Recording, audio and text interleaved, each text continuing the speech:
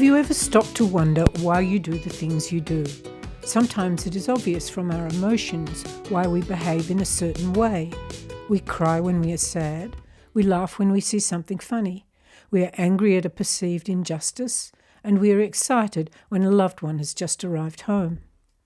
Less easy to understand are the reasons for the different choices we make in what we do, especially in our careers and our leisure activities. Maggie, for example, is a foreign language translator and sings in a church choir in the evenings, while her husband, Jesse, is an air traffic controller and restores old convertible cars in his spare time. Zoe is a visual artist, while her husband, Pablo, is a musician. Zoe doesn't understand how Pablo can play the piano without needing to read the sheet music, and Pablo doesn't understand how Zoe mixes colours so brilliantly in her paintings. A salaried accountant, Rowan loves gourmet food and is obsessed with watching cooking programs on television, while his new partner, Jane, who, as a mother of 3 young children, lives on government welfare, has just turned her hobby of making soap into an online business. As human beings, how can we all be so similar in our emotional reactions, but also completely different in our preferences for what we do? Hello and welcome to my YouTube channel, Living an Unlived Life, where my goal is to find contentment by honouring my dreams, where I'm actively transforming regret and disappointment into a life of satisfaction in my later years. Part of the answer to this conundrum lies in the fact that although evolution has brought us such a long way from the rest of the primates, we're basically still animals, which means that we still have strong animal instincts, such as the basic primal responses of flight, fight, and freeze, and these instincts drive our emotional reactions. The other part of the answer lies in the fact that both our brains and our civilizations have evolved a very long way to a state of extreme complexity. This means that the diversity and enormity of our brain's potential, matched with a multitude of societal opportunities, produces an infinite variety of possible activities. There are, however, 4 basic principles which direct our choices.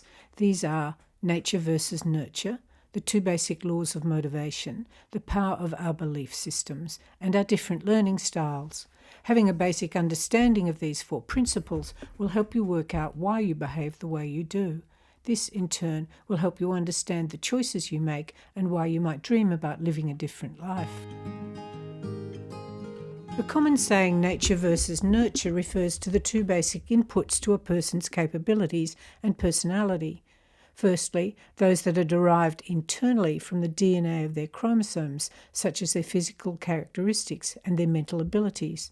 And secondly, those that are derived externally from other people and from their environment, such as parental guidance, friendships, schooling, and where a person lives. Both nature and nurture have a profound influence on the way in which a person behaves. There is also an interaction between the 2, where people with one particular physical or mental attribute are treated differently simply because of that attribute. For example, the physical attributes that a person's genes produce, such as their skin, hair, and eye colour, will affect the way society treats those people, which, in turn, will affect their behaviour. Children who are considered to be highly intelligent will be treated differently to those who are considered to be not particularly bright. When we become adults, the input from our DNA plays a subordinate role to the way in which we are treated by other people and the way we treat ourselves. In other words, we pay less attention to what we inherited genetically than we do to what society expects of us and what we expect of ourselves. Mentally, and even physically, detaching from the constraints of both nature and nurture in your life might give you a different perspective on what you do and why you do it, thus enabling you to think about changing what you do with more reason and clarity. There are 2 basic laws of motivation. The first law is that people are stimulated to take action primarily for one of 2 reasons. They move towards pleasure or they move away from pain. To a certain extent, the greater the perceived pleasure or pain, the greater the degree of motivation. However, after a certain threshold, more pleasure or more pain makes little or no difference to the degree of motivation you will feel. Unfortunately, a large amount of parenting is based on this principle, such that rewards and punishments are offered by parents in an effort to influence their child's behaviour. As adults, we still hook into this system. We bargain with ourselves to be rewarded with treats, food particularly, if we take responsibility for something we'd rather not do. We also punish ourselves, sometimes frequently, for perceived failures in life, especially to measure up to our parents' or society's or even our own expectations. Because Western society is so strongly oriented towards the success-failure paradigm, the feeling of failure accumulates and strengthens with every potential judgment about what we eat, whether we exercise, what job we have, whether we graduated college, why we are not in a long-term relationship, and why we don't have more fun. The ways that we contrive to reward ourselves and the depths to which we punish ourselves is sometimes truly staggering. As a motivator, pain is fascinating in that physical pain is generally not tolerated unless a strong sense of personal achievement, such as completing a marathon, or public glory, such as winning an Olympic medal, is attached to it. In contrast, mental pain is tolerated to an extreme extent. People will put up with destructive marital relationships, abusive family members, negative work environments, and stressful financial situations well past the point where the situation is detrimentally affecting their mental health, while berating themselves for being mentally weak, but doing little else. In addition to pain and pleasure, the state of inertia should also be mentioned in relation to motivation. This occurs when neither the perceived pain nor the perceived pleasure is strong enough to generate action. It also occurs when people go numb from an overload of emotion and simply cannot find the energy, either physically or psychologically, to do anything. The state of inertia is the black hole of motivation, where the normal life force of momentum is sucked into a vacuum of apathy.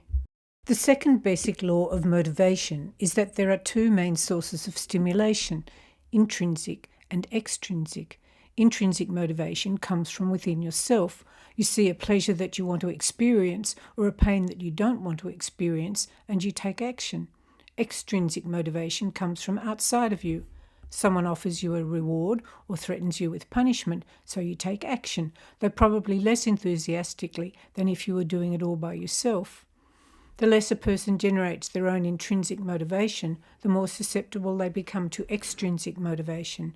Dictatorial parents and domineering relationship partners are often willing to impose their idea of what another person should be doing on them, in the belief that they are being helpful, especially if they think that that person isn't doing what they ought to do.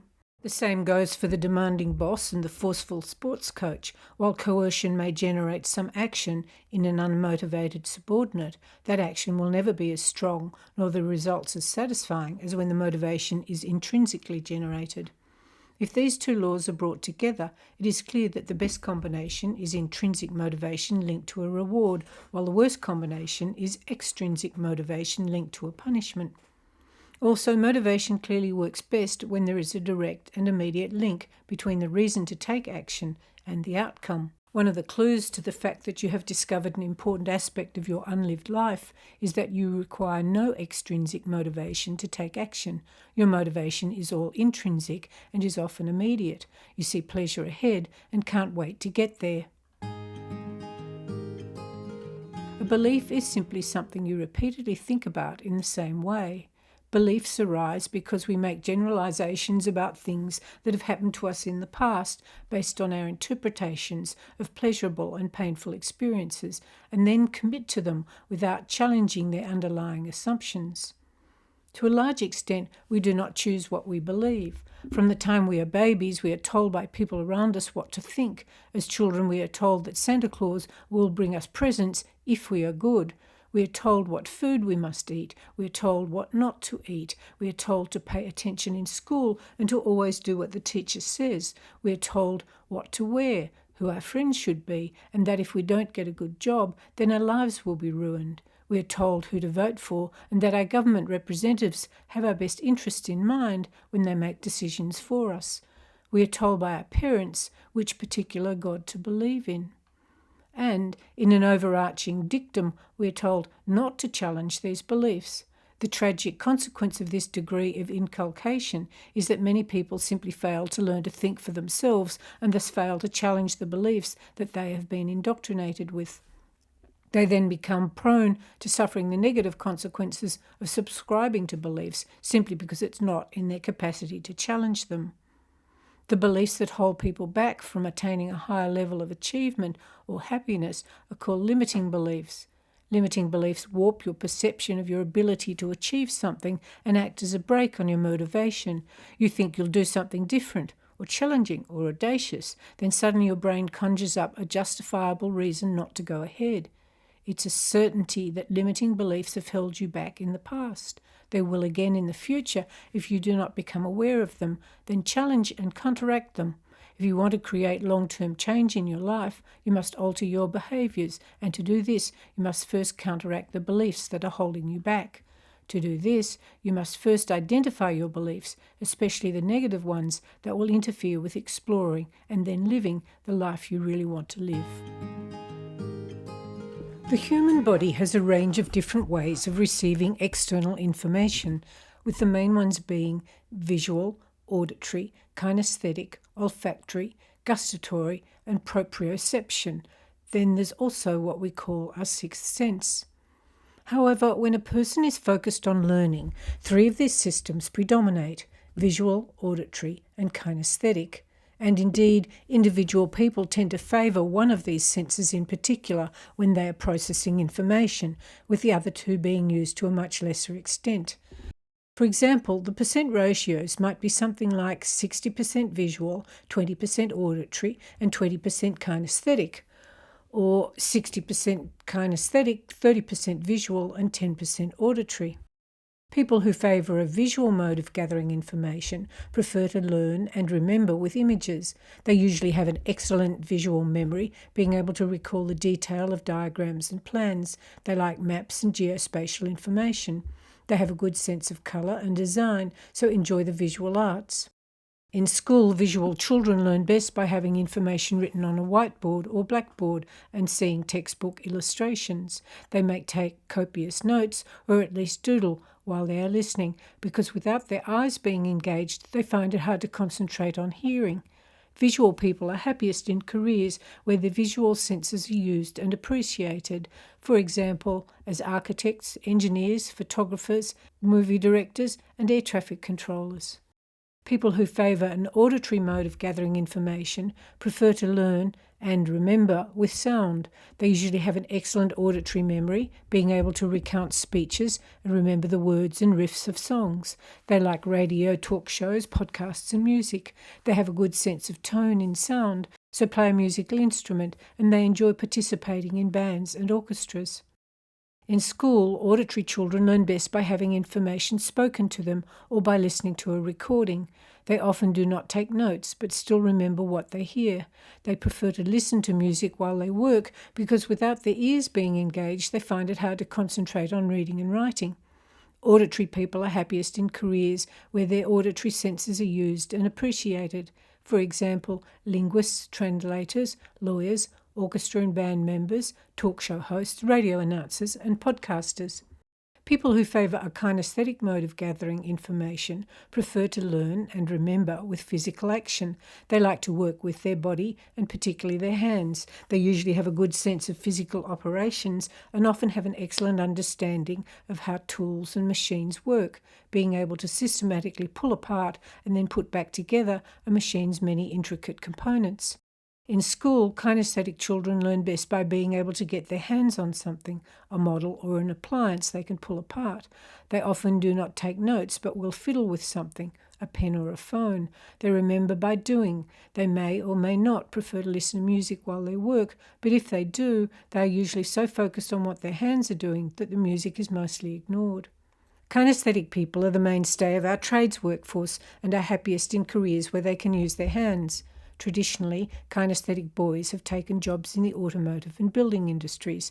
For example, they are mechanics, auto electricians, plumbers, carpenters and roofers, while girls have taken jobs in the health and well-being sectors, and they are nurses, physiotherapists, massage therapists, beauticians and hairdressers.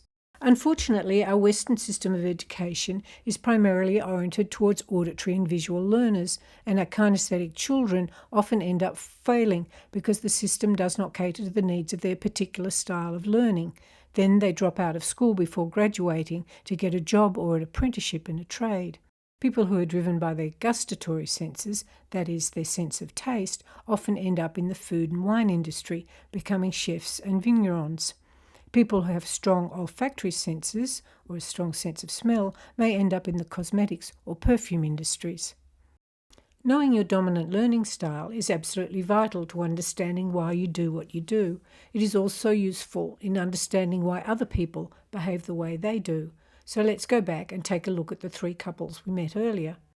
Maggie is a strong auditory person. Her whole life revolves around sound. Her job is translating at international meetings, and for relaxation she sings in a choir.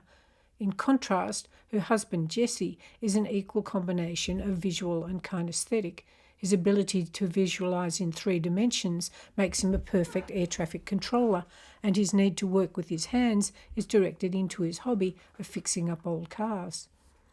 Zoe also clearly operates through the lens of a visual person. This gives her a strong sense of colour and design.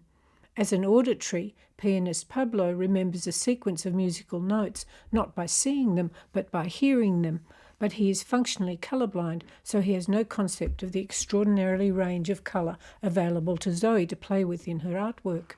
When they are driving in their car together and see a sports car, Zoe might say, "Isn't that car a fabulous colour?" While Pablo might say, "Wow, that engine sounds as if the driver is over-revving." Indeed, a person's language will often be a clue to their dominant learning style. Visual people will use sight-based words such as look, see, watch, and imagine. Auditory people will use sound-based words such as hear, listen, sound, and noise, while kinesthetic people will use touch-based words such as feel, soft, hard, and rough. The dominant learning modalities of the third couple are clearly gustatory and olfactory, with Rowan being an aspiring chef and Jane loving the scents of the various oils she adds to her handmade soaps. However, they are also clearly both kinesthetic people and enjoy being creative with their hands. Now let's add in some of the other elements to fully understand the factors driving the career and hobby choices of these 6 people. Maggie was brought up by religious parents, so it was natural for her to join a church choir. Jesse's father was a car mechanic, and he learnt how cars could be pulled apart and put back together again. Both Maggie and Jesse came from families that struggled financially and, having seen the pain of poverty, were motivated to become qualified so they could have professional careers. Because Zoe's mother was a doctor and father an engineer, she had to break through their indoctrination that she should have a proper job in order to become an income-generating artist. She was only able to achieve this on a full-time basis after she met Pablo, whose parents had raised him in a more bohemian manner and not tailored his beliefs in terms of what he should and shouldn't do in life to achieve satisfaction. As to the third couple, while Rowan spends many hours watching competition chefs produce amazing culinary creations, his upbringing and his unchallenged belief system prevent him from taking steps to change his career from being an accountant to a chef.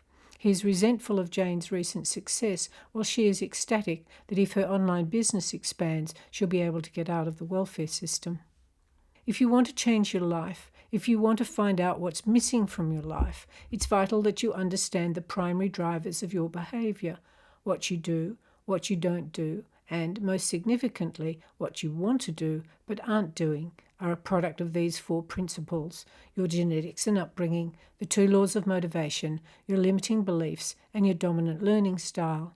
Until you fully understand what drives you, you will not realise your dreams and not find contentment. In my next episode, I explain the danger of living a comfortable yet boring life, then explain how to break out of the constraints of your current unexciting life and start the search for something that will give you a greater level of satisfaction and contentment. For more information about living your own unlived life, if you go to my website, you can download a copy of my free book, Living Your Unlived Life, Finding Contentment by Honouring Your Dreams. And if it's your thing, you could like this video and subscribe to my channel.